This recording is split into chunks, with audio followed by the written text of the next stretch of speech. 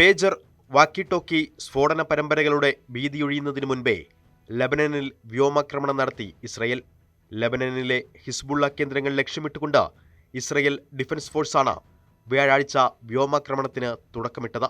ഹിസ്ബുല്ലയുടെ secretary general Sayyid Hasan നാസറല്ല ടെലിവിഷനിലൂടെ ജനങ്ങളെ അഭിസംബോധന ചെയ്തതിന്റെ തൊട്ടുമുൻപാണ് ആക്രമണം ഉണ്ടായത്.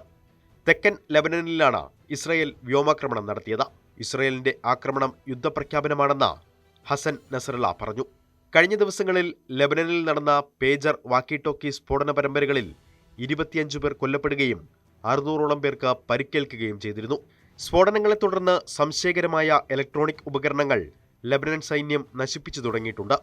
പേജർ, വാക്കി ടോക്കി സ്ഫോടന പരമ്പരകൾക്ക് പിന്നിൽ ഇസ്രയേലാണെന്നാണ് ഹിസ്ബുള്ളയുടെ തലവൻ ഹസൻ നാസറല്ലയുടെ ആരോപണം.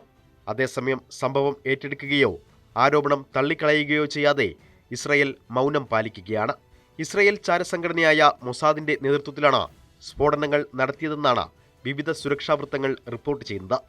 അതേസമയം പ്രദേശത്തെ സംഘർഷാവസ്ഥ നിയന്ത്രിക്കാൻ ഇരുവിഭാഗവും സംയമനം പാലിക്കണമെന്ന് US-ഉം UK-യും ആവശ്യപ്പെട്ടു. നയതന്ത്രപരമായ പരിഹാരം US മുന്നോട്ട് വെച്ചപ്പോൾ ഇസ്രയേലും ഹിസ്ബുല്ലയും തമ്മിൽ എത്രയും പെട്ടെന്ന് വെടിനിർത്തൽ ഉണ്ടാകണമെന്ന് ബ്രിട്ടൻ ആവശ്യപ്പെട്ടു.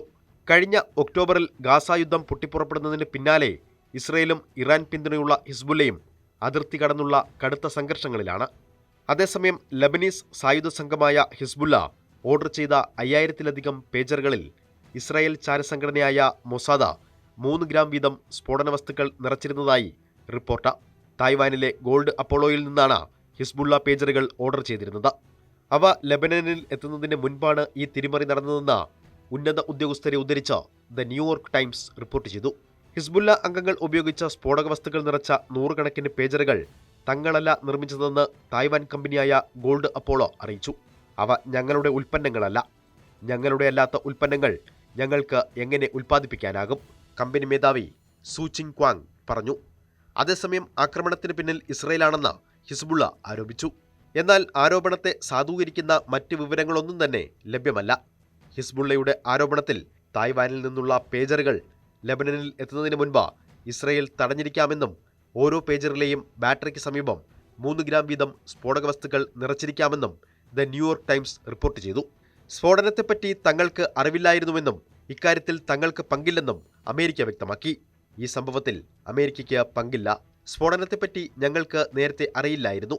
സംഭവത്തെപ്പറ്റിയുള്ള കൂടുതൽ വിവരങ്ങൾ വിലയിരുത്തി വരികയാണ്. US സ്റ്റേറ്റ് ഡിപ്പാർട്ട്മെന്റ് വക്താവ് മാത്യു മില്ലർ മാധ്യമപ്രവർത്തകരോട് പറഞ്ഞു. സ്ഫോടനത്തിന് പിന്നിൽ ഇസ്രയേലാണെന്ന ആരോപണത്തിൽ പ്രതികരിക്കാനും മാത്യു മില്ലർ തയ്യാറായില്ല. ഹമാസ് രാഷ്ട്രീയ മേധാവിയായ ഇസ്മയിൽ ഹനിയയെ ഇറാനിൽ വെച്ച് ഇസ്രയേൽ കൊലപ്പെടുത്തിയതിന് പിന്നാലെ ഇരു രാജ്യങ്ങളും തമ്മിലുള്ള സംഘർഷം ഒഴിവാക്കാൻ അമേരിക്ക ഇടപെട്ടിരുന്നു. പ്രത്യാക്രമണം നടത്തുന്നതിൽ നിന്ന് ഇറാനെ പിന്തിരിപ്പിക്കാൻ അമേരിക്ക ശ്രമിച്ചിരുന്നു. ഇതിന് തൊട്ടു പിന്നാലെയാണ് പേജർ സ്ഫോടന പരമ്പര നടന്നത്. ഇത്തരം സംഭവങ്ങളുടെ പശ്ചാത്തലത്തിൽ പ്രദേശത്തെ സംഘർഷം വർദ്ധിക്കരുതെന്ന് ഇറാനോട് ഞങ്ങൾ അഭ്യർത്ഥിക്കുന്നു, മാത്യു മില്ലർ പറഞ്ഞു. ഇസ്രായേൽ ഹിസ്ബുള്ള സംഘർഷത്തിൽ നയതന്ത്രപരമായ പരിഹാരമാണ് വേണ്ടതെന്ന് മാത്യു മില്ലർ അഭിപ്രായപ്പെട്ടു. തങ്ങളുടെ രാജ്യത്തു നിന്ന് പലായനം ചെയ്യപ്പെടേണ്ടി വന്ന ഇസ്രായേൽ പൗരന്മാർക്കും ലബനീസ് പൗരന്മാർക്കും തിരികെ സ്വന്തം രാജ്യങ്ങളിലേക്ക് മടങ്ങാനുള്ള സാഹചര്യമുണ്ടാകണമെന്നും മില്ലർ പറഞ്ഞു. കൂടാതെ ലബനനെതിരെ യുദ്ധത്തിലേർപ്പെടുന്നത് ഒഴിവാക്കണമെന്നാവശ്യപ്പെട്ട അമേരിക്കയിലെ ഉന്നത ഉദ്യോഗസ്ഥനായ അമോസ് ഹോച്ച്സ്റ്റൈൻ ഇസ്രായേൽ പ്രധാനമന്ത്രി ബെഞ്ചമിൻ നെതന്യാഹുവുമായും മറ്റ് ഉന്നത ഉദ്യോഗസ്ഥരുമായും കൂടിക്കാഴ്ച നടത്തി.